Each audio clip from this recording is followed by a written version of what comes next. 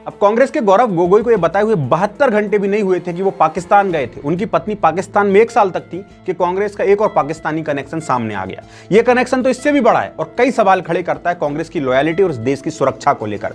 और ये कोई इत्तेफाक नहीं है, ये एक पैटर्न है। अब इस तस्वीर को जरा ध्यान से देखिए। ये जो शख्स कांग्रेस के वजीर आला और देश के सबसे युवा नेता राहुल गांधी के साथ हैं, ये है राजस्थान कांग्रेस के पूर्व कैबिनेट मंत्री जिनका personal assistant Shakoor Khan Mangaliyar ISI का जासूस निकला।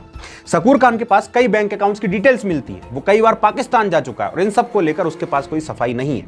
वैसे कांग्रेस का पाकिस्तानी प्रेम आज का नहीं है, इंदिरा गांधी के समय से प्रेम दिखता रहा है। जरा इस डॉक्यूमेंट को ध्यान से देखिए। अब इस डॉक्यूमेंट में कहा गया है कि भारत अपनी न्यूक्लियर डिटेल्स पाकिस्तान के साथ साझा करने को तैयार है।